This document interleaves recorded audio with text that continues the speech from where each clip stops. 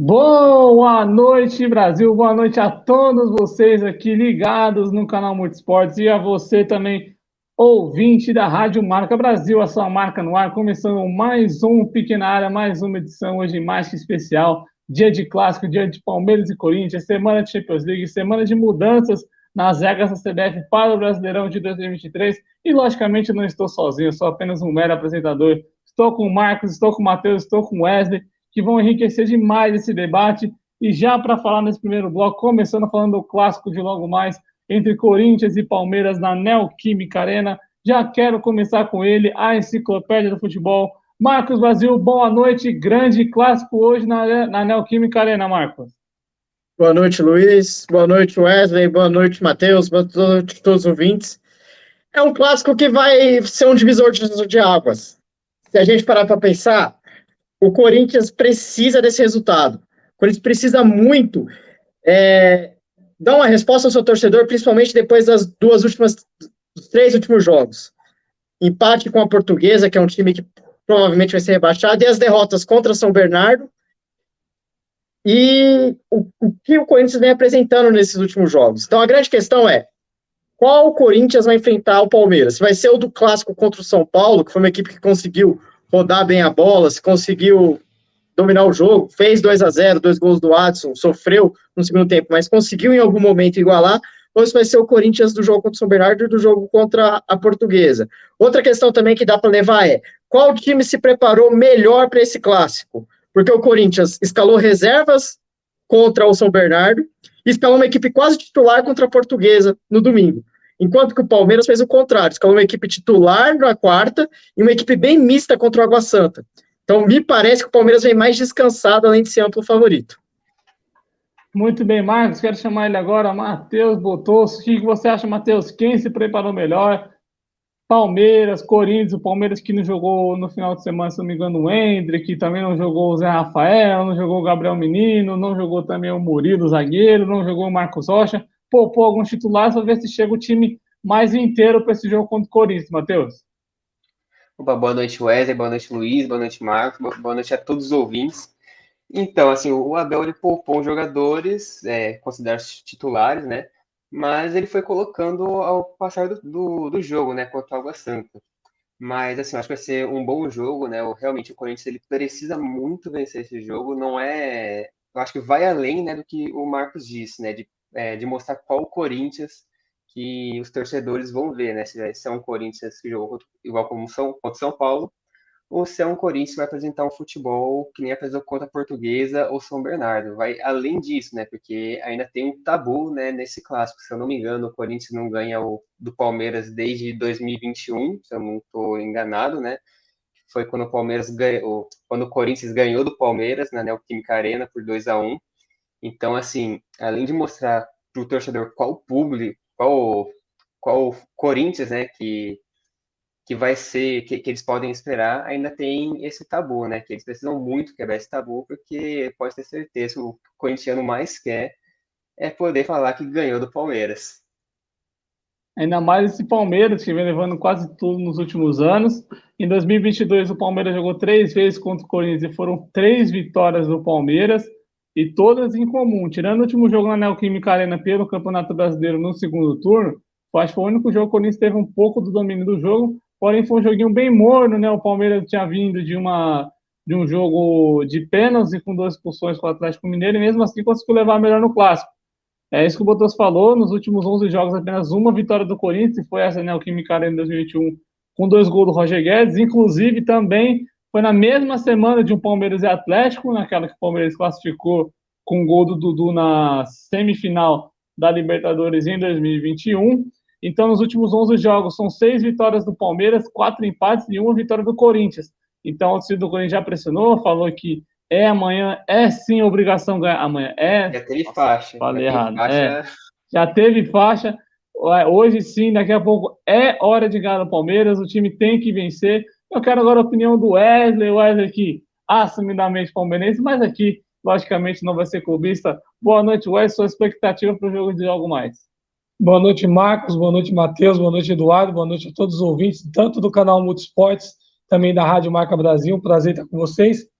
E hoje a gente vê um grande clássico, o Palmeiras é o único invicto do Campeonato Paulista, já vem com um trabalho consolidado com o Abel Ferreira. Contrapartida, o Lázaro vem tentando encaixar o Corinthians, né? O Lázaro é novo, com um novo trabalho com o Corinthians, e é muito importante, até para ele ter um respiro, vencer essa partida na Arena do Corinthians, né? O Corinthians joga em casa, o apoio total maciço da torcida. O Corinthians, por mais que o Palmeiras tenha um time equilibrado, acredito que o Corinthians jogando em casa é favorito. O Corinthians é muito forte dentro dos seus domínios, mas é um jogo muito interessante para o Corinthians, né? Acho que não vai interferir muito o Palmeiras, o resultado. O Palmeiras que já vem bem equilibrado, com um trabalho consolidado, como eu disse. Para o Lázaro vai ser importante. Acredito que o Corinthians hoje é amplo favorito contra o Palmeiras devido jogar nos seus domínios. Em questão, eu queria até perguntar mais, achar para o Marcos essa questão de favoritismo. Você acha, Marcos, que é aquela questão de clássico 50-50, por ser clássico independente das fases dos times? Ou você acha que o Corinthians é favorito por jogar em casa? O Corinthians não tem um bom aproveitamento fora de casa, mas em casa o Corinthians sempre vem bem. Como a gente fala, às vezes não é todo jogo que o time vai tão bem assim dentro de casa. Contra o São Paulo geralmente vai bem no Morumbi, foi mal contra o Corinthians no primeiro tempo, acabou perdendo.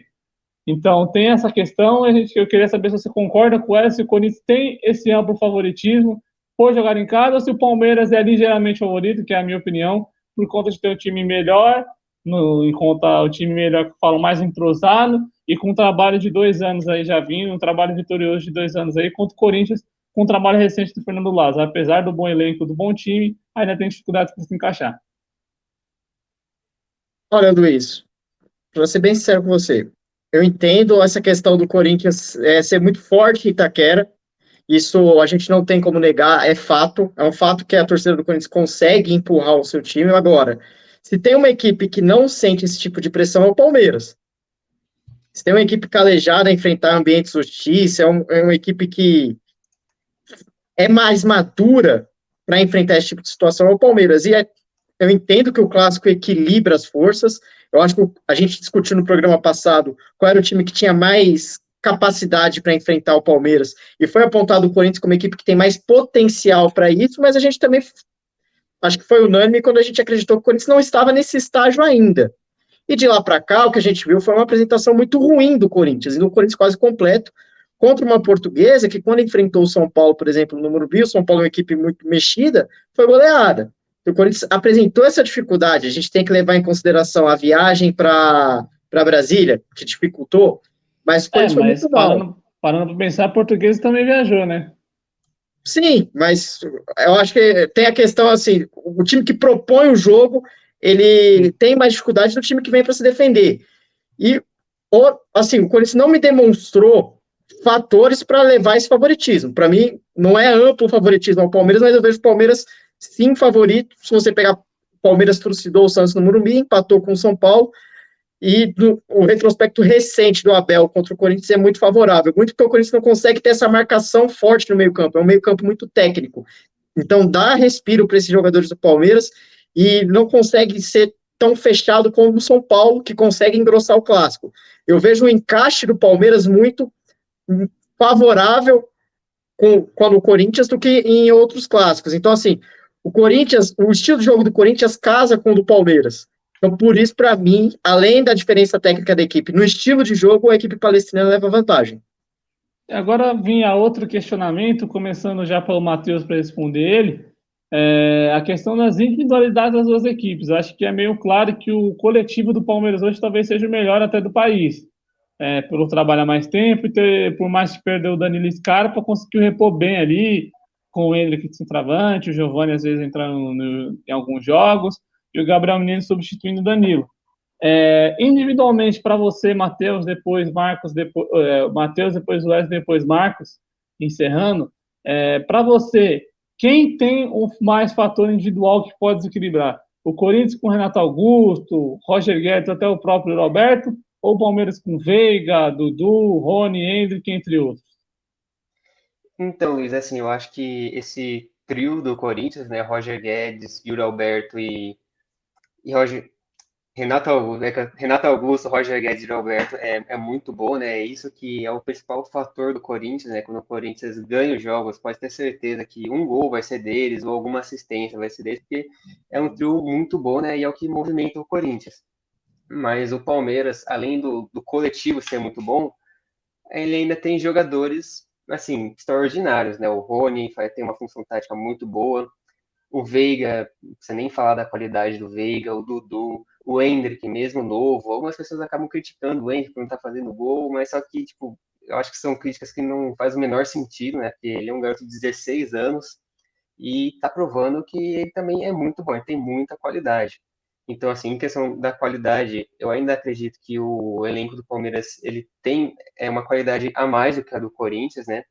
Como você disse, acabou perdendo alguns nomes importantes, né, como Scarpa, Danilo, não trouxe reposição para esses nomes, né, tanto que o Palmeiras estava sendo muito criticado, né, a Leila estava sendo muito criticada, né, antes, mas só que você for ver, depois do jogo contra o Flamengo, que o Palmeiras acabou ganhando, o assunto nem é tocado tanto, né, que nem estava sendo antes. Então, eu acho que esse coletivo do Palmeiras é muito bom e é o que acaba levando o time, né, esses títulos, né, recentes que a gente está vendo. E para você, Wesley, qual time tem as melhores individualidades que podem decidir o clássico de logo mais? Hoje o Palmeiras, em relação a individualidades, é muito superior ao Corinthians. Eu falo porque a gente acompanha os jogos. Por exemplo, o Corinthians, você falou do Renato Augusto, do Roger Guedes e do Yuri Alberto. Renato Augusto hoje está sendo um homem de um tempo só. A gente percebe no jogo contra o São Paulo no Morumbi, ele fez o primeiro tempo top. Dominou as ações, organizou o meio campo do Corinthians com muita maestria, que é da qualidade dele.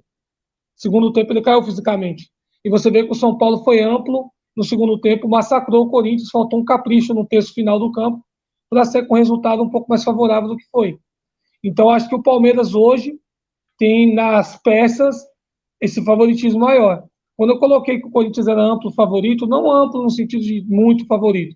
Acredito que a gente não pode avaliar o Corinthians por esses jogos contra o Portuguesa, contra os times do interior, como o Palmeiras também vinha sendo muito criticado no início do Paulista, a questão, como o Matheus colocou, dos reforços, né, que a torcida até pichou os muros, mas jogos grandes fazem diferença. Por exemplo, o Palmeiras jogou com o Flamengo uma partida top, do que não tinha feito ainda na temporada. São jogos especiais, jogos que você quer ganhar.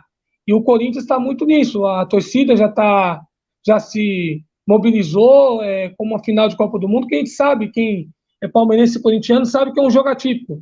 É um campeonato à parte Corinthians e Palmeiras. Então, o Corinthians jogando na Arena Corinthians, lotada, praticamente lotada, vai empurrar a equipe, o Corinthians vai ter um desempenho muito melhor do que teve nesses 3 jogos. Então, assim, o Palmeiras tem que ir concentrado, tem um time hoje mais equilibrado, um time com um trabalho já a longo prazo, um treinador que sabe jogar esses jogos, a gente sabe a qualidade que o Abel Ferreira tem de mobilizar os atletas, mas todos que acham da imprensa, muitas pessoas falando que o Palmeiras vai atropelar o Corinthians, é uma conversa muito errada, porque um jogo desse tipo é 50-50 e é como a gente fala, né? O clássico é decidido nos detalhes. Então, essa é a minha análise desse grande jogo de hoje.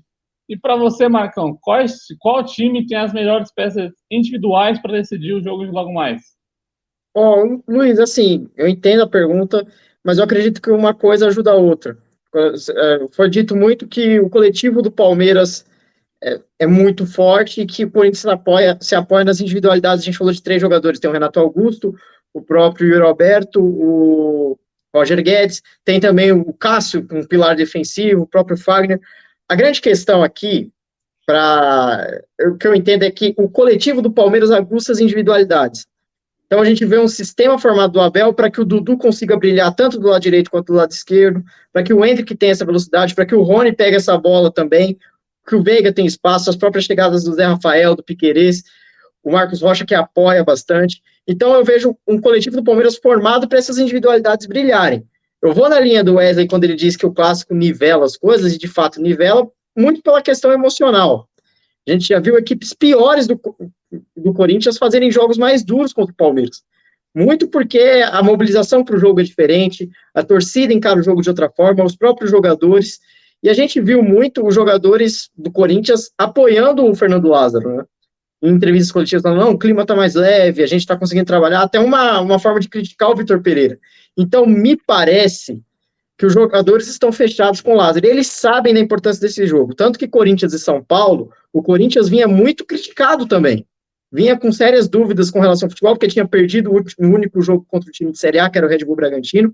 Ainda não tinha desempenhado um grande jogo. não vencia no Morumbi desde o jogo do Fair Play, do Rodrigo Caio, e conseguiu a vitória com 2 gols e nem de uma individualidade do Adson, num brilhantismo do Renato Augusto, que encontrou o passe para o Fagner, e outro do Roger Guedes, que fez a jogada do lado do Orejuela. Então, o Clássico, ele de fato é um potencializador dos clubes. Agora, num jogo tão igual, a gente tem que apostar no melhor treinador ou no que vive o melhor momento. Eu vejo o Abel muito mais capacitado para fazer esses encaixes, para entender o jogo, do que o Lázaro. O Lázaro está começando.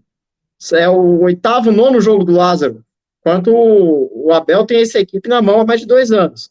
Então, em clássicos, em jogos tão equilibrados, mesmo fora de casa, eu pego essa individualidade no Palmeiras por ter um coletivo maior e por ter um técnico há mais tempo como um fator de desequilíbrio a favor da equipe palmeirense.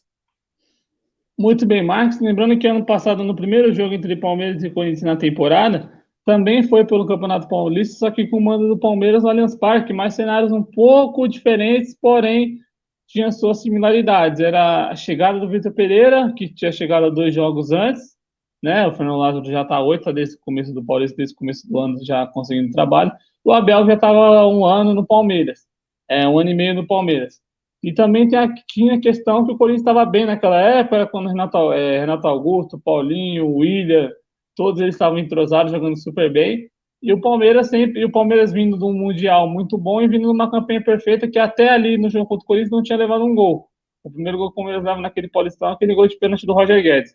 Visando o cenário que teve ano passado e também comparando um pouco com o que tem esse ano. Para você, Matheus, o Palmeiras tem uma larga vantagem contra o Corinthians por conta, logicamente, desse trabalho longo ano, as individualidades, mas por conta da eficiência que esse time tem, principalmente fora de casa, ou você acha que o Corinthians tem muitas chances também de levar esse jogo? Olha, assim, eu acho que clássico ele é 50-50, né? Mas o Palmeiras ele é favorito, né? Não tem como. O Palmeiras joga bem dentro de casa, joga bem fora de casa. Então, assim, para mim, o Palmeiras ele acaba sendo, assim, é 50-50, só que o Palmeiras, por conta de tudo isso que a gente já falou aqui, né, por conta da individualidade dos jogadores, por conta do coletivo, por conta do Abel, que está há muito tempo do Palmeiras, eu acredito que o Palmeiras, ele acaba sendo, ele tem essa margem, um pouquinho a mais de favoritismo por conta disso. É isso aí, Matheus, e quase já encerrando, já perguntar para o Wesley se esse fato do Palmeiras ser um ótimo visitante vai ajudar, e também a seu palpite para o jogo aí. Eu ia falar isso, ia falar para todo mundo dar o palpite. Já pode dar seu palpite já, Matheus, antes de dar seu palpite. Já posso dar? Olha, eu falei aqui, falei tudo isso, que o Palmeiras é levemente favorito, mas eu vou ficar em cima do muro mesmo. E então vai ser 1-1 o jogo. Gol de Rony Rústico, já tô avisando, gol de Rony Rústico e Roger Guedes. E para você, Wesley? Para mim, eu acho que vai dar empate, cara. Acho que Palmeiras e Corinthians 1-1 também. Eu acho que, apesar que eu vou torcer para o Palmeiras vencer, obviamente, né? Mas eu acredito, analisando o futebol, que vai ser um empate. E para você, Marcos Brasil Zilzio Almeida? Vamos lá, eu não vou ficar no muro igual os caras, não. 2-1 pro Palmeiras, e eu acho que o Corinthians ainda sai na frente. Gol de Yuri Alberto, um gol do Rony e um gol do Veiga de pênalti. Para mim, 2-0 Palmeiras, gol de Hendrick. E Hendrick, de novo, é um moleque desencanta. Enquanto isso, vamos para um break na Rádio Marca Brasil. Seguimos aqui no YouTube. E assim, galera, eu acho que amanhã tem gol do Hendrick. Na minha opinião, daqui a pouco. Eu acho que ele não vai fazer gol, não, mas vai jogar bem. Tá sentindo que o gol dele vem no jogo importante. O Hendrick tá num processo natural, o Wesley sabe, que o Neymar passou quando subiu, né? Que é aquela oscilação natural, cara. É a oscilação natural. Ele subiu muito novo, assim como o Neymar, assim como outros jogadores. Começou muito bem, começou com 3 gols em 2 jogos. O Wesley pode me corrigir se eu estiver errado. 3 gols em 2 jogos, assistência, sobrando no profissional, ele estreou no Campeonato Brasileiro e agora teve uma queda natural. Os especialistas falam em até 15 jogos dessa oscilação, que é uma forma dele se adaptar também. É exagerado. Essa coisa aí é questão da mídia, cara. Isso aí não tem nada a ver. Eu acho que o Hendrick é um baita jogador. A mídia pressiona muito, porque é o que eu falo. A gente tá num nível tão assim de... Wesley, vou ter que interromper um pouquinho, que agora voltamos na Rádio Marca Brasil. Agora estamos na rádio e no YouTube. O Wesley estava falando sobre o Hendrick antes da gente passar para o próximo debate. Pode concluir seu raciocínio. Então, eu estava falando do Henrique, que isso é muito, no Brasil, a gente vive uma carência de ídolos, né? Então, quando surge um jogador que tem uma qualidade diferente do que o que obviamente a gente acostuma ver, há uma cobrança excessiva, comparações bobas. Tem que deixar o menino brilhar, deixar o processo dele, deixar o fruto amadurecer, né? Essa é a palavra certa. Deixa o menino brilhar. É uma cobrança excessiva sem necessidade. O menino vai ganhar minutagem e vai bem. É porque a gente sabe que é audiência a todo custo, né? Mas deixa o menino brilhar. Como diz o Abel, deixa o menino em paz. Deixa o menino em paz, deixa o menino ser menino, né? Mas assim, uma pergunta, um questionamento que eu faço para você que está ouvindo e para você também que está nos assistindo aqui no YouTube. O que você fazia quando você tinha 16 anos? Imagina você ter que provar todo dia que você valeu a pena o Real Madrid pagar 400 milhões de reais por você.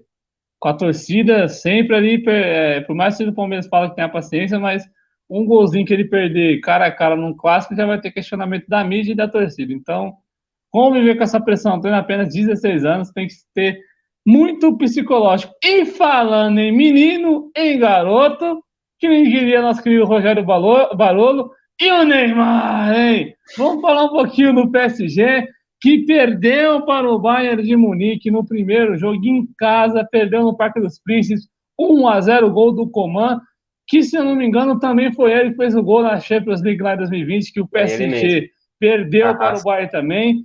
Predestinado, Carrasco, Coman, quero começar com ele, Matheus Botosso, que é fã do futebol de Neymar, Messi e principalmente depois da final da Copa, se tornou um amante de futebol de Kylian Mbappé, porém diz algo que muitas pessoas dizem que também sou adepto disso, a camisa pesou nesse jogo, Matheus?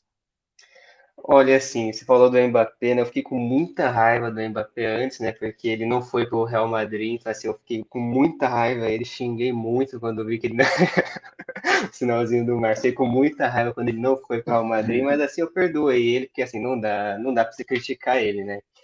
E assim, e a camisa pesa, né? Não tem como, a camisa pesa. Mas assim, se a gente for ver o jogo, já fazendo uma análise geral sobre o jogo, né? Eu acho que assim, antes do jogo contra o Bayern, o PSG ele estava em uma crise, assim, podemos dizer, né? Acabou sendo eliminado da Copa da França. Então, foi eliminado da Copa da França precocemente. Depois perdeu para o Mônaco por 3-1. Aí teve essa treta, né? Entre os dirigentes, Neymar, acabou perdendo o Verratti, Messi, Mbappé. O Verratti e o Messi até conseguiram jogar, né? Desde o primeiro tempo. O Mbappé acabou entrando no decorrer do segundo tempo. Mas assim, vendo o péssimo momento que o PSG estava, eu acho que a estratégia do PSG foi nítida, que assim, segurar o máximo possível até conseguir colocar o Mbappé, né, colocar os minutos que o departamento médico provavelmente passou para o técnico, né, e aí sim poder atacar o Bayern, né, tanto que a gente pode ver que assim, o Bayern, ele não pressionou, mas assim, teve mais controle do jogo, né, porque tirando o gol, que foi uma falha do Donnarumma, eu não lembro de nenhum lance assim muito perigoso do Bayern. Eu não lembro de ter visto um lance e falei assim, meu Deus, o Bayern quase fez o gol agora. Teve o gol que foi a partir de uma falha. E aí quando o PSG toma o gol, o técnico coloca o Mbappé e a partir dali o jogo muda completamente, né? Eu acho que o PSG com a entrada do Mbappé melhorou muito, muito mesmo, né? Teve grandes chances, diferente do Bayern, que no momento que teve o controle, não conseguiu criar chances muito perigosas, né? E o PSG depois que o Mbappé entrou, conseguiu criar boas chances. E assim, foi um bom jogo, a camisa, querendo ou não, pesou, né? O Bayern tem, se eu não me engano, tem 6 títulos, né, de Champions, tenho quase certeza que é isso.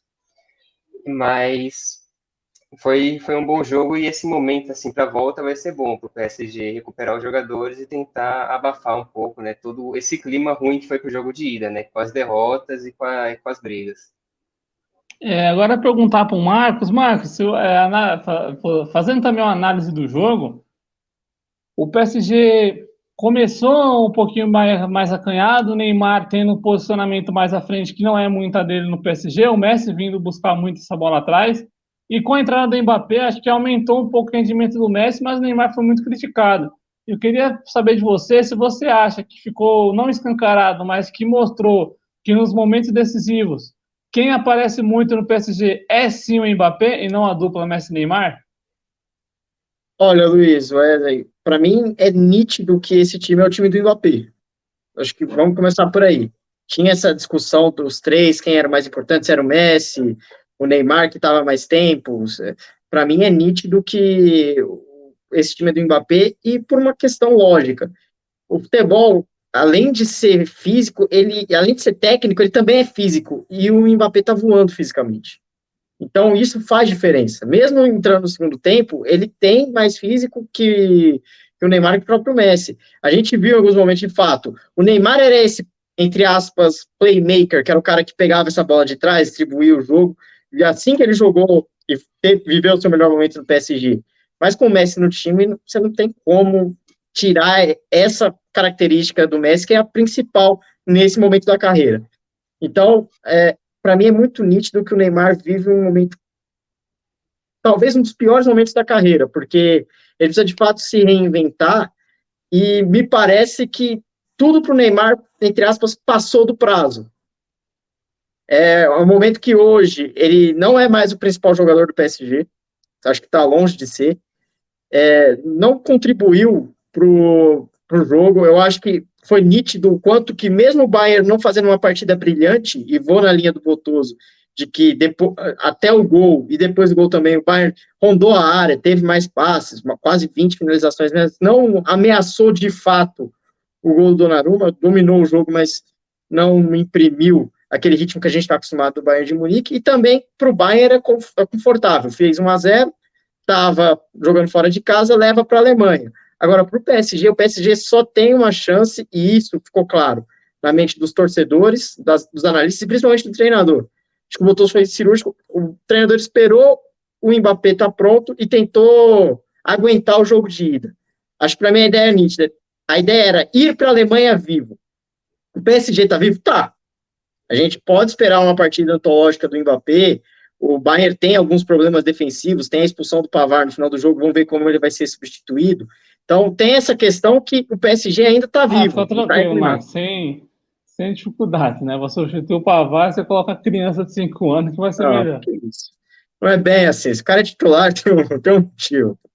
Mas, e além disso, além de estar vivo, eu acho que é um momento assim, a gente viu algumas especulações do Neymar indo para a Premier League, porque acho que a gente ouviu algumas frases de que o Neymar quase que caiu de maduro, fazendo uma brincadeira com o fato de ele ser considerado cacaé. Ele caiu de maduro, porque passou o auge físico do Neymar. E aí agora, mais que nunca, ele vai precisar de um cuidado com a carreira, de um cuidado com a forma de jogar, e ele não demonstrou isso até agora. Faz um pós-Copa muito ruim e premiou com uma partida muito discreta, contribuindo para a derrota do seu clube.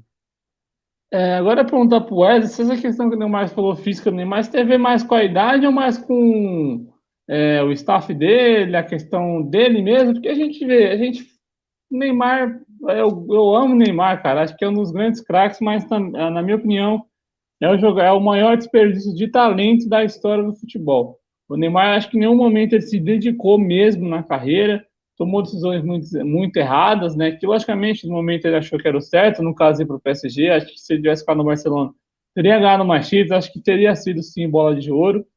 E quero saber do Wesley se ele acha que essa questão física do Neymar, se ele tem, sei lá, se ele demonstra que quer melhorar, se você acredita que ele possa melhorar fisicamente ou até tecnicamente também, ou se você acha que o Neymar vai ser isso e encerrar a carreira desse jeito nessas boas e más fases que ele vive indo e voltando. Na verdade, se você for conversando sobre o Neymar, né? Ontem eu estava vendo, né, que a cobrança da torcida, da imprensa francesa, foi muito grande em cima do Neymar do que propriamente do Mbappé e do Messi. Primeiro derivado porque o Neymar sai do Barcelona para ser o protagonista no Paris Saint-Germain. E ele já carrega esse peso de resolver. E eu vou um pouco contra o que o Marcos falou em relação ao Neymar do PSG, porque assim, na minha opinião, o Neymar, as últimas partidas desequilibrantes dele, que ele foi protagonista, foi no próprio Barcelona. Eu não me lembro de nenhum jogo do Paris Saint-Germain que ele fez a diferença, o Neymar. Nos jogos que ele foi contratado para fazer a diferença na Champions League. E nunca fez.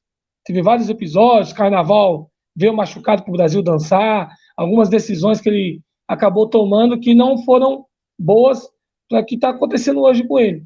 Acredito também que essa parte física que a gente comenta do Neymar é muito também derivada da incompetência do treinador do Paris Saint-Germain, porque o Paris Saint-Germain ele não consegue ter um sistema que potencializa as três feras que ele tem na frente, que é Neymar, Mbappé e Messi. Eu assisto alguns jogos do Paris Saint-Germain, do meu para trás é horroroso, e parece que piorou pós-Copa, porque o Marquinhos, que é um cara seguro, um zagueiro que sempre teve boas atuações depois da Copa do Mundo, tá perdidaço, falhando em diversos lances. Então você vê que o Paris Saint-Germain tem um time totalmente desorganizado, três craques em estágios diferentes, que você pega o Mbappé como vamos colocar ali, voando, como o Max definiu bem, voando, a carreira lá em cima, o Messi já consolidado, campeão do mundo, que o Messi fazer daqui para frente, ele já está na história do futebol, como a gente fala, ele zerou o game, e o Neymar foi aquele cara que a gente esperou tanto, um cara do nível do Messi e do Cristiano, que não vai ser, por conta de decisões pessoais, né, em questão de clubes. Eu não acredito que ele vai para o Chelsea, porque o nível físico do Chelsea, né, da Premier League, de intensidade, o Neymar não cabe mais nesse nível. Então, assim, é igual o Eduardo definiu do Neymar, uma pena, um craque, um cara que tinha tudo para ser um dos melhores da história, e acabou perdendo um foco na carreira por conta de decisões precipitadas e a escolha errada, né, Marcos? Como a gente fala. Quando o Neymar estava no Barcelona, ele teve a escolha errada de ter ido para o Paris Saint-Germain. A gente sabe que o Paris Saint-Germain, a gente pega por camisa, ele não é grande nem na França. Na França, o time tradicional da França é o Olympique de Marseille, não é o PSG. E essa questão que o Botoso falou também em relação de camisa, isso é muito relativo hoje, Botoso. Sabe por quê? Você pega o Manchester City, por exemplo. O Manchester City ele tem uma ideia de jogo. O Guardiola faz o time voar. Você pega o Manchester City. Você for comparar com o Manchester United, com outros times da Premier League, em questão de camisa, o City é do primo pobre. Então, assim, o trabalho bem feito faz com que o time cresça. Talvez o City precise de um cara como o Messi, como o Mbappé, para chegar no seu grande objetivo, que é a Champions League. Pode ser que o Haaland seja esse jogador. O Haaland foi contratado para isso. Então, assim, o PSG é um turbilhão de emoções para o torcedor. Eu acredito mais que o presidente do Paris Saint-Germain é aquele cara mimado, sabe, Marcão? Que tem dinheiro e fala, aquele cara é bom, vou contratar. Aqui não tem uma gestão de futebol. Não tem assim, vou contratar fulano de tal para ele desenvolver essa função na equipe, para a equipe vencer. Eu vejo um cara mais vaidoso que quer colocar a marca do Qatar para o mundo, para, né, aquela ação política mesmo, do que propriamente estar preocupado no rendimento da equipe. Aí você pega um cara igual o Neymar, que veio com uma valorização tremenda, a cobrança vai ser sempre em cima dele. Na linha do que o Wesley falou, concordo plenamente.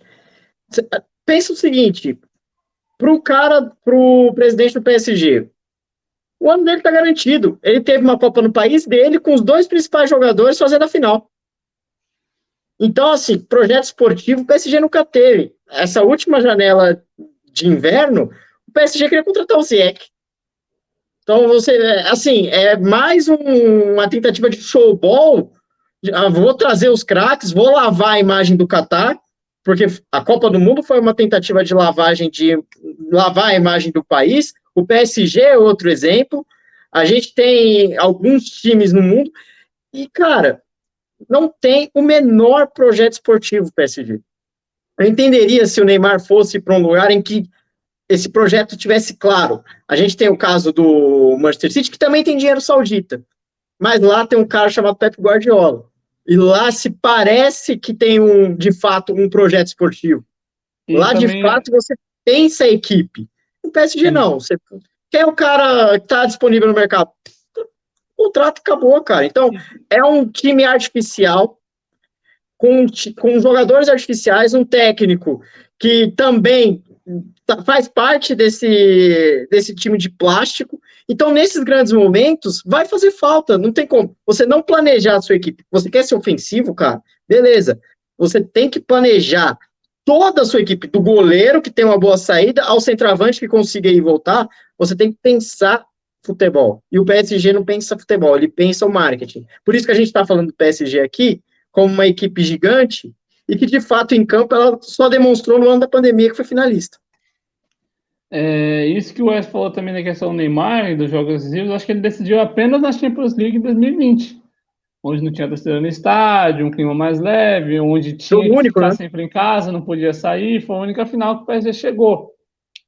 E também acho O também melhor que momento vocês dele estavam no PSG. falando, exatamente, o melhor momento do Neymar no PSG foi esse ano. E que nem a gente falou dele pro Chelsea, o Chelsea também é um time que está contratando, mas cadê o projeto? Eles trouxeram todos os jogadores que eles trouxeram para mim são bons, mas eu acho absurdo você pagar não sei quantos milhões para ter o João Félix por 6 meses. E não tem nem poder contratar fixo depois. Sim, você não pode nem contratar fixo, você não tem nenhuma opção de compra. Então você paga mais de 100 milhões de euros numa joia ucraniana, que é o Mudryk, que para mim é um baita jogador, mas acho que mais de 100 milhões de euros nele é muita coisa. A gente tem o Enzo Fernandes sendo contratado agora por um valor astronômico. Acho que ele chegou aí, encaixou sim, vem jogando bem. Jogou bem também na partida contra o Borussia Dortmund. Fez um grande jogo, é um grande jogador. Então, esses investimentos sim que vale a pena.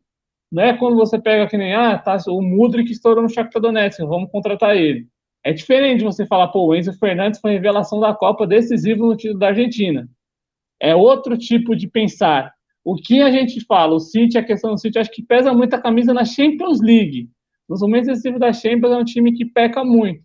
Mas acho um pecado um time desse com a organização esportiva que tem. Vamos falar um exemplo aqui de um jogador óbvio.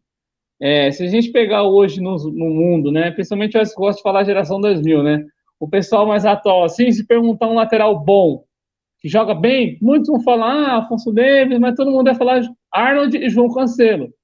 O City meio que se desfez do Cancelo, não quis jogar, tinha problemas que não queria ser banco, mas o Guardiola joga quem treina bem, quem tá jogando bem. Os Cancelo não vinha fazendo bons jogos, a Copa do Mundo mostrou isso, que ele não jogou nada na Copa, ficou banco junto com o Cristiano Ronaldo. Então, você vê que é um time que tem um projeto, tá bom, não quer vir, tem quem quer ficar. Apostou no Sérgio Gomes, apostou no Lewis na lateral direita ali também, continuou com o Walker. Há uma curiosidade que a gente fala, o Haaland está jogando muito no City, mas não era para ser o Haaland, o projeto do City era trazer o Harry Kane, só que o Tottenham recusou a proposta e o City não quis investir e falou, tá bom, Harry Kane não quer vir, vamos tentar o Haaland na próxima janela.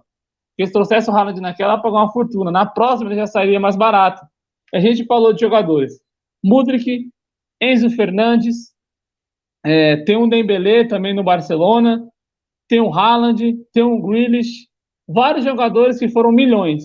E ninguém ainda ultrapassou o Neymar na maior contratação da história do futebol. Então, a pressão que tem no Neymar, e parece que ele nem liga muito para essa pressão, para essa pressão é impressionante.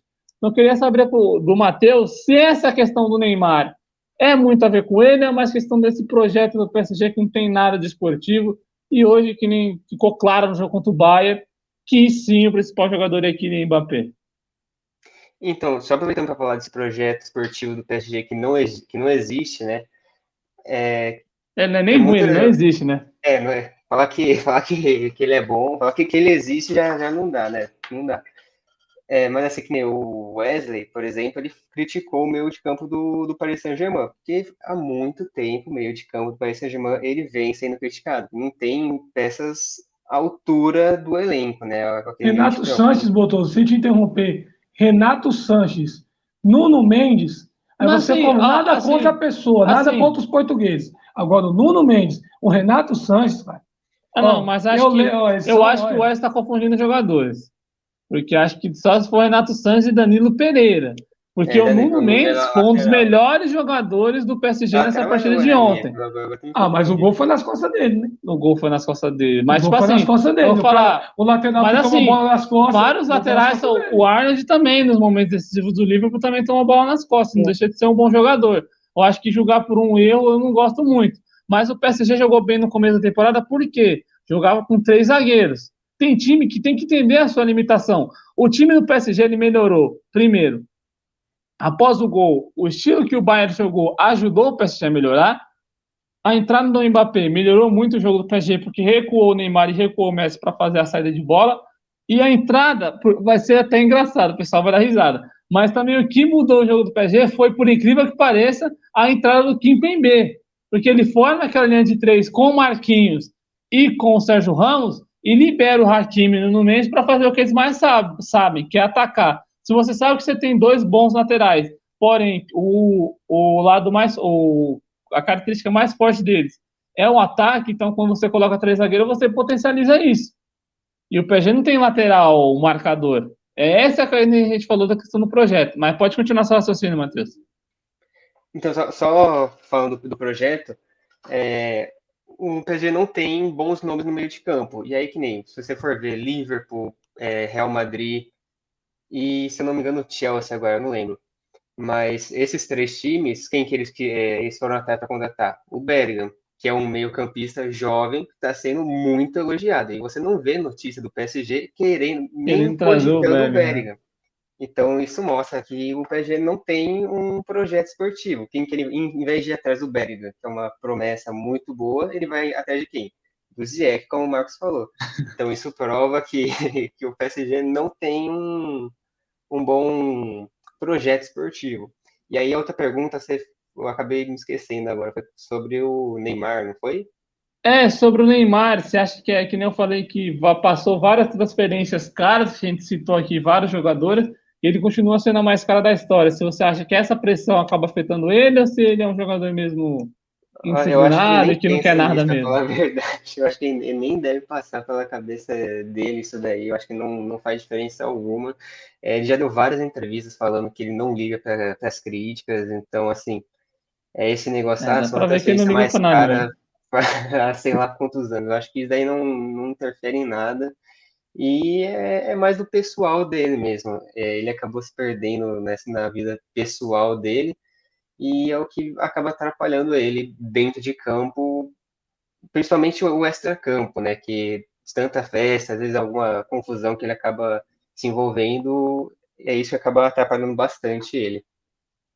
Mas é isso, às vezes grandes jogadores, craques com potencial enorme, por conta de má gestão de carreira, acaba acontecendo isso. É por isso que a gente fala assim, quando surge um garoto novo que nem surgiu o Endrick, quando surgiu o Vinícius Júnior, fala, esse garoto, se tiver cabeça, vai longe. A gente tá vendo o Vinícius Júnior, o que ele joga, né, o que ele sofre na Espanha, né, em questão do racismo e tal, o que ele sofre na rua, o episódio com o Atlético de Madrid agora, a maior covardia que eu acho que eu já vi na história do futebol, nem colocaram lá o boneco dele sendo enforcado. Então, tipo assim, ele tem psicológico para aguentar isso e ainda resolver dentro de campo.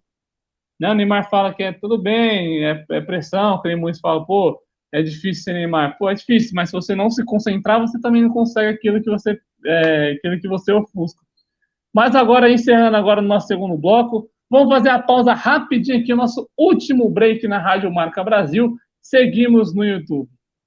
Agora sim, eu acho que o Neymar é moleque. Ele é moleque, ele é chapado.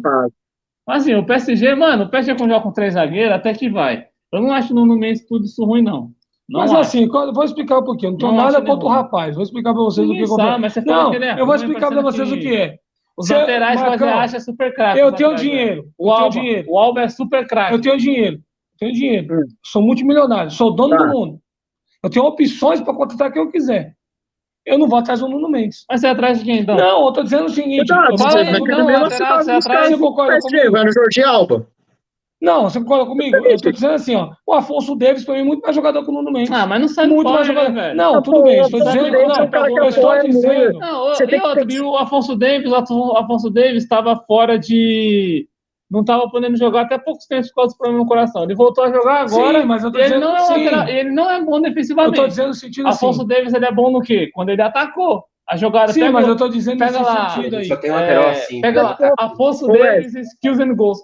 Não, acho que no futebol mundial não tem um lateral bom defensivamente. Não tem, velho. Nem o Arnold. Mas eu tô te falando, por exemplo, talvez o Robertson. Você vai jogar com 3 zagueiros. São esquemas que ajudam os laterais. Vocês acham de concordar comigo? O Neymar marca alguém? O Neymar marca alguém? Não, mas o Messi marca alguém? E outra, o pessoal tem um problema. O Neymar não marca, o Messi não marca. Ó, o Neymar não marca, vamos supor. Ele volta por ajudar, mas não é característica dele. Ó. Neymar, Messi e Mbappé não marcam. Vamos colocar um exemplo, são 3. Aí você tem os 2 fera da bola, Hakimi e Nuno Mendes. Vamos colocar que ele joga com 3 zagueiros para esses 2 não marcar. Aí você tem no meio campo o Verratti e Mafasi. Renato Sanches e Danilo Pereira. Como é que o time desse vai pra frente? Não é questão, não é questão de má fase. Não é questão deles que eles não sabem defender. É que eles têm mais liberdade para atacar sem ter esse receio de ficar tomando bola nas costas. Essa questão que eu falo do Hakimi no momento. E você tem a cobertura. O PSG, na minha opinião, mandou o melhor volante marcador deles embora. Como você deixa o Paredes ir embora, você fica com o Danilo Pereira. Mas você viu o gol? Você chegou a ver o gol do Bayern? A distribuição tática? É um time mal treinado, cara. Ali não foi uma bola nas costas que, vamos supor, o cara pega. O cara, Botoso.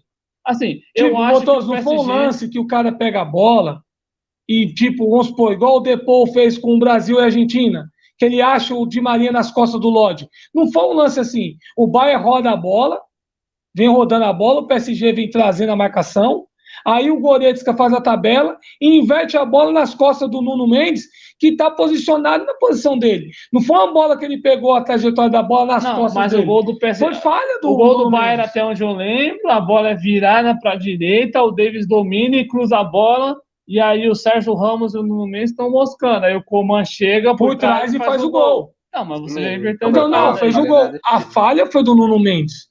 Um lateral, por mais que ele apoie, que ele é bom ofensivo, não pode falhar. Beleza. Mas, tipo assim, você fala assim pra ser que nem os outros laterais do mundo não falham. O Arnold tá vivendo a pior fase da carreira e continua sendo um baita lateral. Eu não gosto de julgar o cara por um erro.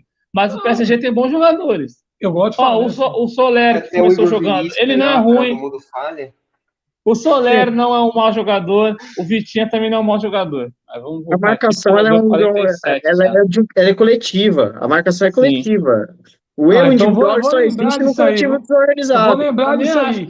Se a marcação Lopes falhar coletivamente, eu vou lembrar disso. Vamos lá. A marcação sim é coletiva. Quer um maior exemplo disso? Põe um cara liso pra cima do Piquerez. Põe o Dudu pra cima do Piquerez. Não sei se ele vai aguentar. Você acha que o sistema... Exemplo, o Palmeiras é bom. A gente fala assim, olha os números do Marcos Rocha. Ele é líder de desarmes no Brasil há 3 anos. Há 3 anos é líder de desarmes aqui no Brasil. E ele, assim, é criticado pela bola nas costas. Mas por que o time não toma muito gol? Por conta que ele tem o Zé na cobertura, o Danilo, ele joga do lado do Gomes, joga do lado do Murilo. O treinador tem que arrumar. É horrível. Tem culpa. Quem montou o elenco tem culpa também. Que é difícil você fazer mágica. Com 3 a menos, você tem um lateral que tem dificuldade defensiva. Dá para montar? Dá, mas você tem que ter a bola o tempo todo. Os meios não têm essa capacidade. Agora vamos meter o VAR aqui para interromper um pouco vocês. Estamos de volta na Rádio Marca Brasil. Agora o nosso último bloco na Rádio Marca Brasil e no YouTube. Agora vamos falar um pouquinho sobre nossa querida CBF. E a CBF, hein, galera? Que colocou novas mudanças para o Brasileirão de 2023, incluindo linha de VAR, incluindo aumento de estrangeiro. Agora sim, o Rogério Ceni vai poder relacionar todo mundo, pelo menos no Campeonato Brasileiro. E também tem mais uma mudança, agora me fugiu um pouquinho, que o Marcos vai relembrar. Marcos, explica pra gente um pouquinho sobre a do impedimento e o aumento de estrangeiro, que aumentou de 6 para 7, eu acho, de 6 para 8. 5 para 7. 5 para 7. 5 para 7, isso, de 5 para 7.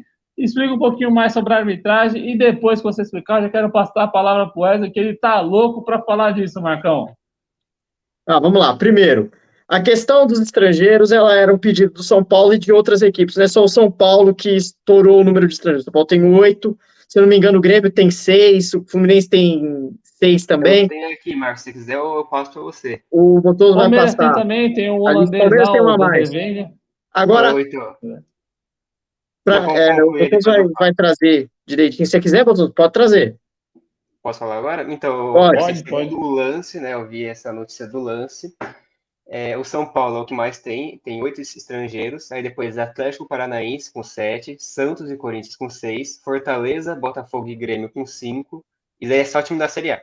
Bragantino, Curitiba, Bahia, América Mineiro, Fluminense, Flamengo e Palmeiras com 4, Inter, Atlético Mineiro e Vasco com 3, Cuiabá com 2, Goiás com 1 e Cruzeiro não tem nenhum, mas volta a repetir. Esses times quase 8 tem acima do limite. A questão é assim, o Campeonato Brasileiro, ele está se consolidando como a principal liga da América do Sul pelo dinheiro. Acho que acima de tudo. Você pegar a maioria dos jogadores são do Mercosul, os jogadores estrangeiros, né? A grande questão é assim, quem é contra o aumento do número de estrangeiros tem medo de que isso tire espaço dos jogadores da base. Essa é a grande questão para você. Vamos liberar os estrangeiros de vez. Você vai tirar o espaço dos meninos que estão vindo da base. Agora, a Premier League ela não tem limite de estrangeiros dentro da Europa. E ela é a maior liga de clubes do mundo. Sim. Acho que isso Cara, ajudaria, é na minha opinião, natural. na minha visão. Esse movimento ele é natural. Não tem muito o que fazer. Então, a grande questão é um movimento que vai melhorar o futebol brasileiro? Para mim, sim. Pra mim Para mim, também. sim. E não é nem uma questão do São Paulo. Eu acho que o problema é que precisa que um clube tenha um problema com o estrangeiro para isso ser levado no conselho técnico. Então, aqui a gente vive muito nessa questão de casualidade. Putz, um time tem, aí o São Paulo vai falar com o Grêmio que também tem um problema de estrangeiro. Aí vai com o Fluminense que tem 6. E aí você junta clubes que têm um interesse pessoal e não na competição, e eles conseguem na primeira divisão melhorar, aumentar o número de estrangeiros. Para não ficar só nisso, eu acho benéfico, eu acho legal. O próximo passo talvez seja incorporar os jogadores do Mercosul, não como estrangeiros, mas como jogadores nacionais. Acho que essa discussão vai vir para o futuro. A questão do VAR, a gente só vai equiparar o que já acontece em ligas fora da própria Premier League, no Campeonato Espanhol, que vai resolver a questão do impedimento, pelo menos. Se as linhas, o Wesley que adora as linhas do VAR, principalmente no Allianz Parque, é uma maravilha. Se elas se encostarem, se a linha do penúltimo defensor e do atacante encostarem, é posição legal. Essa eu acho uma mudança positiva, eu não gosto do VAR, eu acho que ele tem vários problemas, mas essa eu acho que vai priorizar o ataque, porque a gente tinha perdido essa questão da mesma linha. Ô, Marcos, O VAR então, estava tão milimétrico no Brasil que a gente tinha perdido essa questão da mesma linha, e essa mudança no Conselho Técnico busca voltar com isso. então, seguindo um pouco no seu raciocínio, a gente transmitiu esse ano, a primeira transmissão nossa esse ano foi Palmeiras e São Bento. Então, digamos que nessa linha de raciocínio, o gol do Dudu seria validado, então. Sim, seria porque a linha encosta. O Dudu, se eu não me engano, a linha está um pouquinho à frente, mas se ela encostar a linha vermelha na linha azul, vai ser considerado a mesma linha, gol legal. Agora, só para falar um pouquinho sobre essa questão, vamos encerrar um pouco, vou perguntar as estrangeiras para o Matheus, depois perguntar das linhas para o Wesley. A gente pega o time do Manchester City, que pode ser o provável campeão inglês, talvez, após a vitória contra o Arsenal. Assim, a gente pega vamos lá, Ederson brasileiro, o Walker inglês, a zaga, o Ben Dias português e a Akanji suíço, acho que está jogando os dois. E aí, na esquerda, você tinha o João Cancela, e hoje você tem o Lewis, que é inglês, ou até o Sérgio Gomes, que é espanhol. Aí, meio campo, Rodri, espanhol, Gundogan, alemão, De Bruyne, belga na frente. Grealish, inglês, Haaland, norueguês, e o Mahrez, argelino, que é o Bernardo Silva, português. Você pega a base, só tem 3 ingleses no time que pode ser campeão inglês. Então, acho que lá aumenta o nível por conta disso. Eu queria saber, Matheus, se além de ser benéfico, não só para times como São Paulo, Grêmio, que tem como seus principais jogadores hoje estrangeiros, se você acha que abre uma nova etapa do futebol brasileiro, para os times poderem se reforçar mais estrangeiros, e se você acha que daqui a algum tempo a gente pode chegar nesse nível europeu de não ter limite de estrangeiros aqui no Brasil. Então, Luiz, eu acho que essa parte do estrangeiro é algo uma parte muito boa, né? É uma melhora. Estava na hora já de acontecer, né? Tem muita coisa que dá para fazer ainda, né? Que foi o que você disse, né? De não ter esse limite. Você deu o exemplo do Manchester City, mas o Real Madrid, por exemplo, eu não lembro agora contra quem que foi, mas foi antes do Mundial, que começou uma partida sem nenhum espanhol. Sem nenhum jogador espanhol, né? Eu lembro. Foi na Copa da Espanha. Do time. Isso, eu acho que foi contra o Villarreal, se eu não me engano. Se foi na Copa da Espanha. Isso, que o Carvajal machucou e aí não tinha nenhum espanhol, verdade. Isso. Então, assim, eu acho que é um passo, e é um passo muito bom, porque eu acho que dá mais variedade para o treinador, porque às vezes, que nem, não são todos os times, né, que tem mais de 5 estrangeiros, né, que nem pegando o time da Série A, como eu falei, é São Paulo, Atlético Paranaense, Santos e Corinthians. Mas isso acaba dando mais variedade para o treinador, que às vezes o treinador está perdendo um jogo, aí pensa, pô, se eu tivesse com aquele jogador estrangeiro no banco, eu poderia colocar ele e mudava o jogo, mas ele não pode, por quê? Porque não tem, porque teve que deixar ele de fora, né, por conta do limite. Então, eu acho que isso daí é um começo, e é um começo que já está sendo bom, né? Porque vai poder dar mais variedade para o treinador durante os jogos. E acabou brigando o treinador a fazer uma escolha que a torcida não gosta, né? Eu lembro ano passado no jogo do Palmeiras, não lembro contra quem foi, que o Palmeiras podia relacionar o Flaco Lopes e escolheu relacionar com o Ceviche. Né, o Flaco Lopes ainda vinha fazendo boas partidas, né? Hoje a torcida aqui é o Flaco Lopes longe do Palmeiras.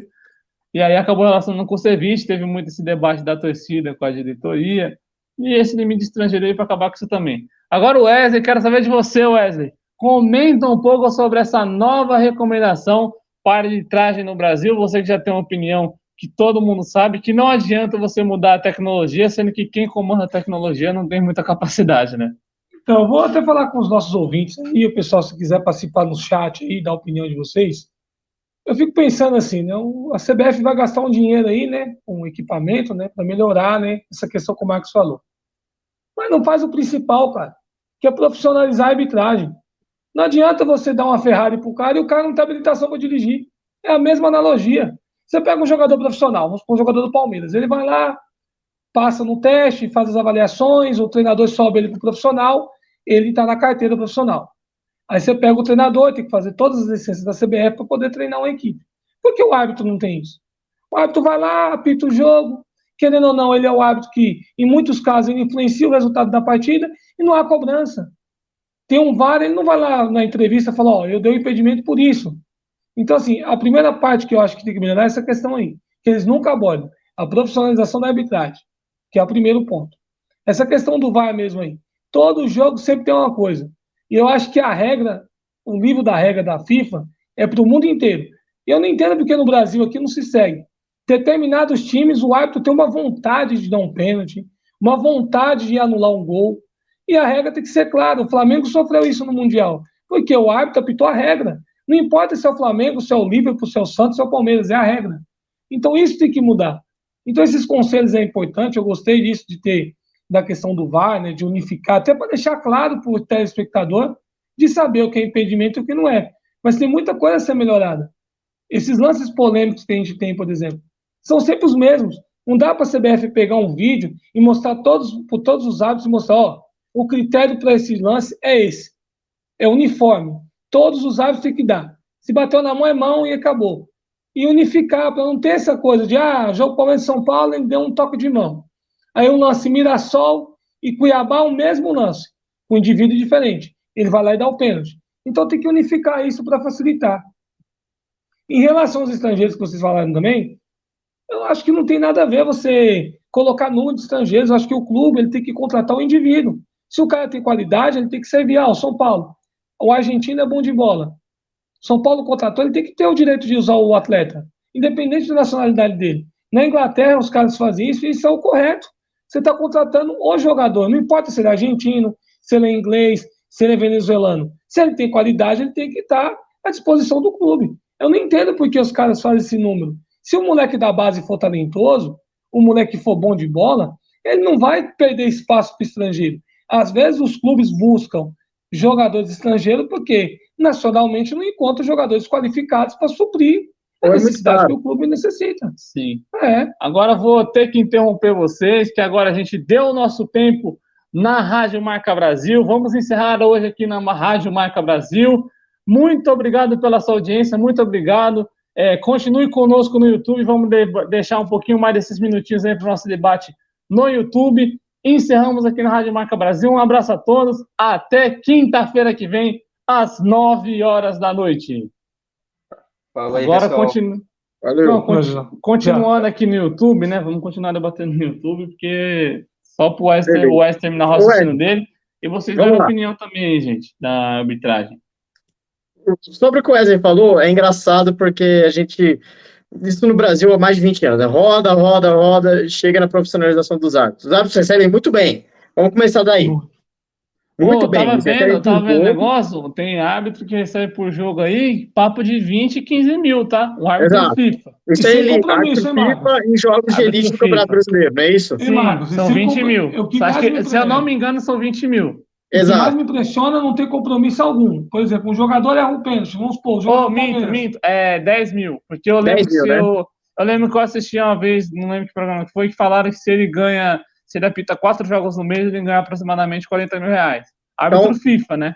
vamos lá, é um salário de 1% da população brasileira. Sim. Eles têm um sistema, um marco regulador, que é o árbitro, ou ele é da Federação Paulista, o que credencia ele a apitar jogos regionais, ou ele é federado da CBF, mas o L não, ou ele é federado da CBF, Grande ou coisa, ele é federado da FIFA, É. o que permite ele fazer jogos nacionais e internacionais. Então tá. Só que é o seguinte, quando o Wesley fala que aqui no Brasil a gente vive um livro paralelo, é verdade. Quantos jogos a gente já não viu assim, esse árbitro não marca qualquer faltinha. Ou, o árbitro está marcando a falta para ter o controle do jogo. O árbitro não tem que ter controle do jogo. Ele tem que estar ali para aplicar a regra. Então, o cara fez a falta, é cartão amarelo. Não interessa que o cara já acabou de tomar um cartão amarelo por reclamação. A gente viu o Atlético e Cruzeiro, o árbitro perdido, O Brock reclamava de um lado, o Hulk reclamava do outro, e com o VAR. O Igor Gomes deu uma entrada no Nicão, que depois o Nicão tirou uma foto lá e mostrou absurdo, cara. Ponto. Então, assim, ponto, né? sabe o que eu fiquei na época do São Paulo, o cara não conseguia puxar a camisa de um cara. E ele é o segundo cara, porque ele é o segundo, ele é o segundo que ele sai também, que virou malvado do professor do São Paulo. O de Caio também foi. Aquele episódio que ele falou não foi falta. Né? Era a última derrota do Corinthians, né? Antes de agora. Então, assim, é o que eu sempre debato, assim, que eu fico com a minha mente pensando nisso aí. Tem muitas coisas que a gente vai ser um debate muito longo, que eu acredito que as pessoas falam muito nesse negócio de jogador, mas eu tenho uma concepção de muitas coisas que tem que melhorar antes do cara preocupar com a tecnologia. Eu falo dos gramados, por exemplo. Eu não falo da Série B, Série C, por causa da questão financeira. Mas na Série A, os 20 clubes deveriam ter uma inspeção dos 20 gramados. Tinha que ser tudo padrão, tudo uniforme. Não tem condição, é multa no clube, vai mandar em outro estado. Eu acho que eu apoio assim, exemplo. Você joga no Morumbi um tapete. Se o time não tem condição de manter a grama normal, faz a grama sintética, compensa mais. Eu fico chateado assim. Tem aquela questão também, só que a grama sintética é mais barata. Marcão, o Morumbi é um tapete. É mais barata, mas ela também dá pra. Ela não é tão cara de se manter, tá ligado? A manutenção dela é mais do que do mais de campo normal. No caso, os estádios que foram mais utilizados, porque o gramado da Arena Corinthians é tão bom? Porque só tem jogo do Corinthians lá, velho. Não, então só tem jogo do Corinthians. E do Morumbi. Não, do Morumbi também do Morumbi até vai, que do Morumbi é top. Do Morumbi é dos poucos gramados que são top e são mais utilizados. O Palmeiras teve que mudar por causa do show, velho. Por exemplo, o Santos estava vendo esse negócio da arena, certo? Lá deles, né? A Vila também. O Santos. O Santos vai mandar jogos, provavelmente, no Brasileirão, se for persistir o projeto, no Canindé. O Canindé não tem condição alguma de receber futebol. Todo respeito à Portuguesa, o gramado é horrível. O gramado da Água Santa é horrível. Só que tudo bem, Campeonato Paulista, eu até relevo. Porque às vezes os clubes não têm condição, tudo bem. Agora na Série A é inadmissível o campo igual do Fortaleza. O do Maracanã, por ser o tempo do futebol, horrível. Então, assim, exige muitas coisas que as pessoas... Eu tenho uma raiva quando o pessoal desvaloriza o futebol brasileiro. Vai na Premier League, vê se tem um campo igual tem o da Água Santa. Mano, lá na Premier League. Qualquer time da quinta divisão na Inglaterra, da quinta divisão, o gramado é impecável. E a obrigação, nós estamos falando de futebol, Marcos, e nossos ouvintes todos, Matheus, Dudu, estamos falando de futebol profissional. Futebol profissional tem que ter o gramado de qualidade, tem que ter acesso dos torcedores em lugar confortável, porque é um entretenimento para o torcedor. O futebol é como um cinema, como um teatro, o cara vai lá ter a sua paixão e ter condições. Paga para isso. Paga para isso. Aí tem lugares que o banheiro é maravilhoso, tem lugar que o cara vai fazer mijo no chão. Então, assim, o torcedor, quem acompanha o futebol, tem que ser respeitado. Eu não vejo a CBF ficar preocupada com isso. O principal do futebol é o gramado. Eles são preocupados. Eu concordo com você e tem mais.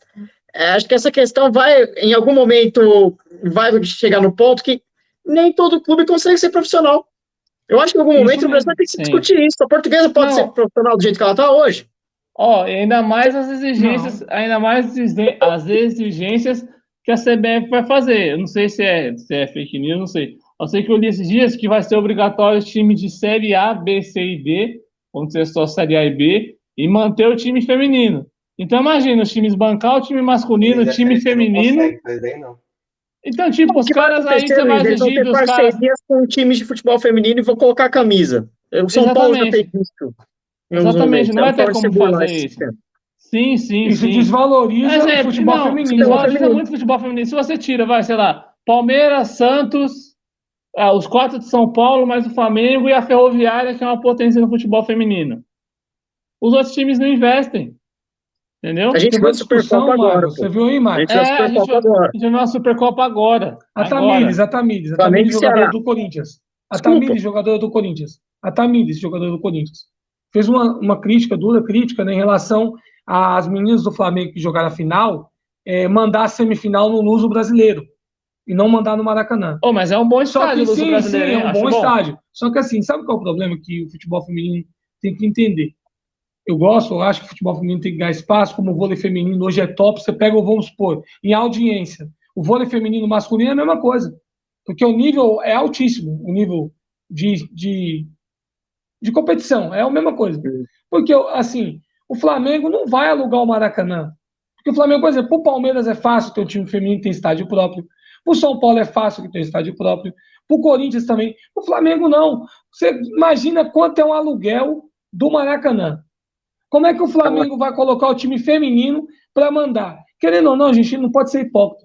O cara não, tirando a maioria dos jogos femininos, eu não sei no questão do Palmeiras, depois não sei, porque eu não acompanho muito essa questão de venda. Mas até pouco tempo era gratuito. Como é que um time vai, igual o Flamengo, por exemplo, dar entrada gratuita para os torcedores acompanhar, para encher o estádio, para viabilizar o esporte feminino?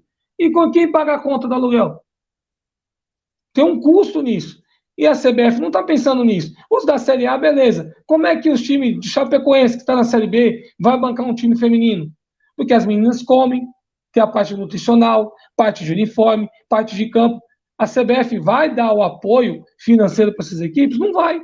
Então, como é que vai imprimir? É legal, é bacana para você viabilizar o futebol feminino no Brasil, ter uma liga competitiva para o esporte crescer? Pô, eu sou super apoio. Mas a partir do momento que você dá condições para os clubes de fazer isso, infelizmente não tem condição. Você pega os times profissional, o Chapecoense, do masculino, você vê a dificuldade que é, salários atrasados. Eu estou falando de time grande, o Corinthians até pouco tempo tinha salário atrasado, São Paulo com problemas financeiros. Imagina o feminino. Então, assim, como é que você. Primeiro, você tem que melhorar o esporte. Mas aí dá para chamar a FENAPAF, né? A FENAPAF tá ligando muito para essas questões. Cara, né? assim, isso me deixa assim. Não, mas chuta o todos que estão microfone. acompanhando. Chuta o microfone para ver se eles não Todos que estão acompanhando aí, a gente, é uma coisa que me deixa enfurecido isso aí. Vocês viram a questão salvando de estádio? O Pacaembu vai reinaugurar na Copinha do ano que vem, hein? Reinauguração do Pacaembu marcada para o dia 25 de janeiro de 2024, final da Copinha. Eu gosto, hein? Não, faz tempo que tá demolido lá, hein? Mas que bom que reformou. Imagina o Santos jogar no Canindé, sabe, Marcos? Vai jogar esse ano. Sabe, Marcos? Isso prejudica o espetáculo. Né? Empatou. Eu acho muito injusto, Marcos, às vezes, que o pessoal vem falando assim, né, que o futebol brasileiro, que a Liga da Inglaterra, a Premier League é a melhor liga do mundo. É muito fácil, né, cara? Você pega os melhores jogadores de cada país, coloca na liga, tem uma estrutura financeira de campo, de uma organização, mas a última Copa do Mundo que a Inglaterra ganhou foi em 66. Sim. Então, será que é o melhor esporte do mundo? Mas eu acho que é a melhor liga do mundo, mas porque a gente falou, olha o time que é campeão, mano. Acho que é mesmo. A Premier League é o futebol do mundo. Mas a Inglaterra não é o melhor futebol do mundo. A gente fala assim, o melhor futebol do mundo está na Inglaterra. Eu tenho certeza. É diferente dele ser na Inglaterra. Eu tenho certeza. Está na Inglaterra. Se o Brasil, De Bruyne joga na Inglaterra. Haaland joga na Inglaterra. Se o Brasil fosse se a CBF, os órgãos que organizam o futebol, não fosse a CBF, no geral, fossem sérios, tivessem efetivo no futebol, gostasse do esporte, quisesse que o esporte crescesse, a Liga do Brasil, tinha todas as condições. Só que eles não querem.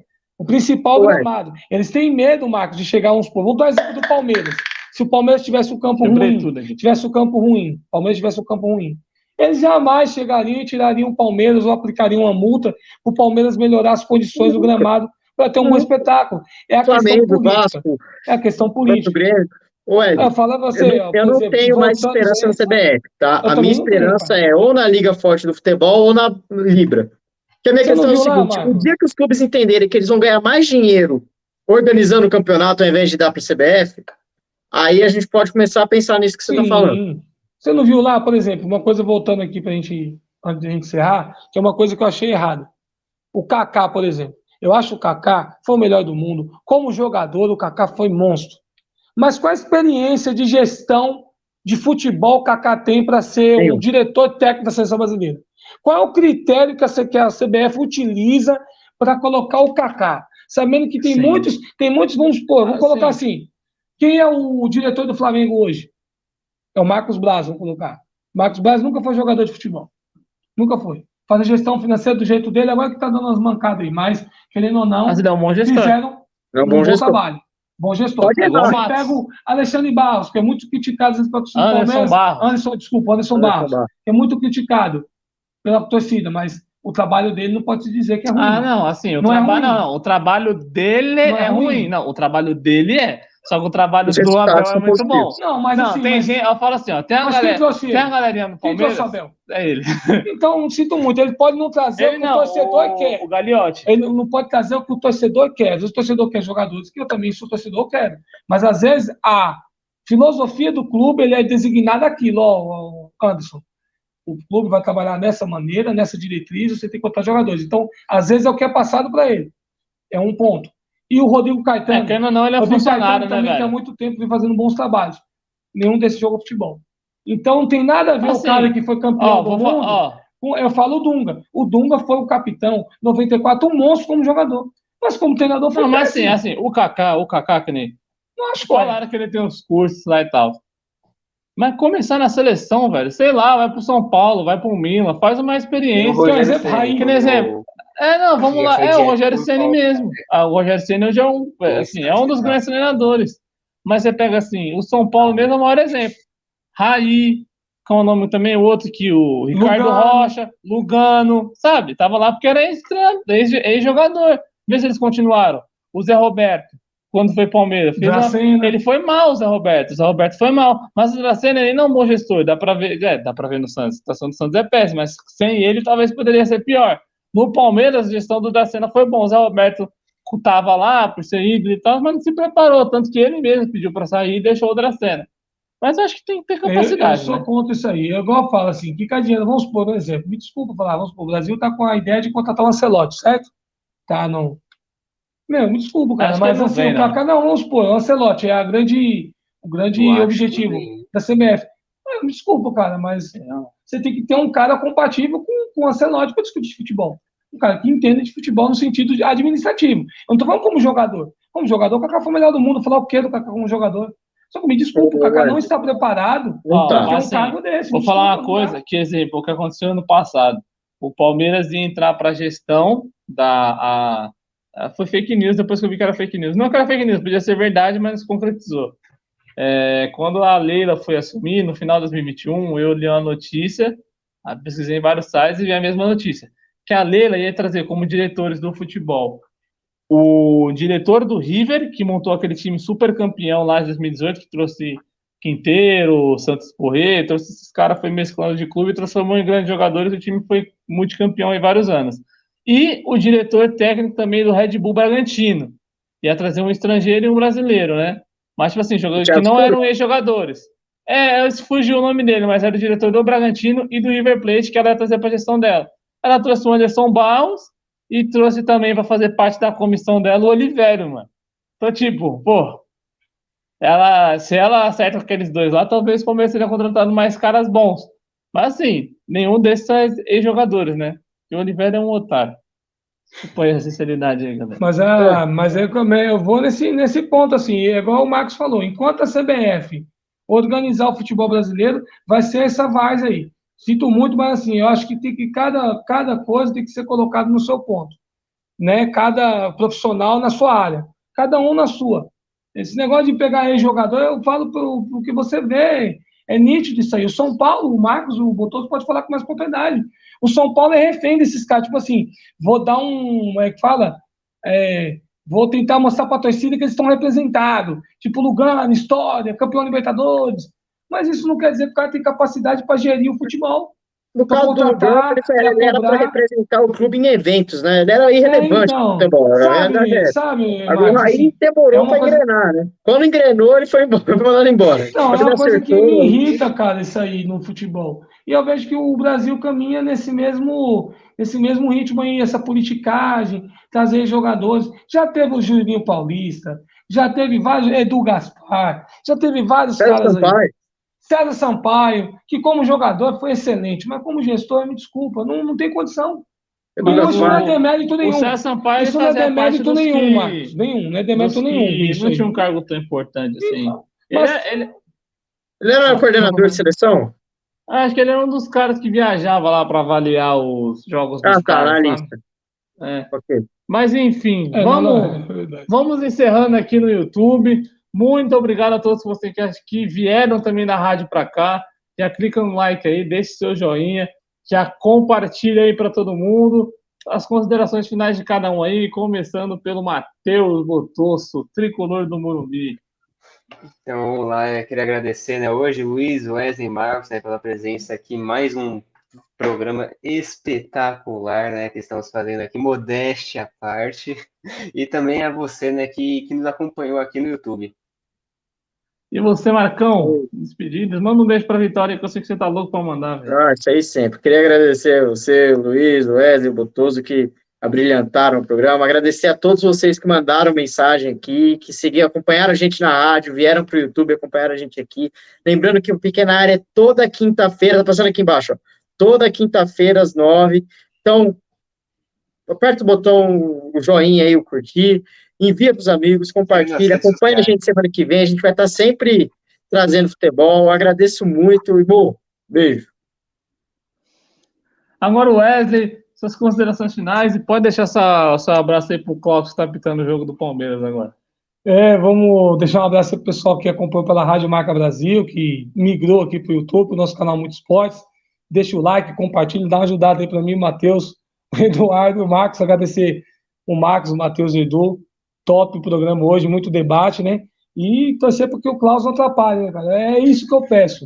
Eu só quero que o futebol seja decidido nas 4 linhas, que o melhor vença. Que não tem interferência da arbitragem. A arbitragem é feita para arbitrar, não para interferir, para mediar o espetáculo, não para ser o protagonista.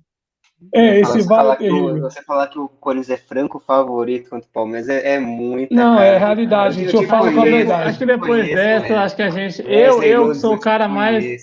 Eu que sou o cara mais. Mais modesto, falei que o Palmeiras é ligeiramente favorito.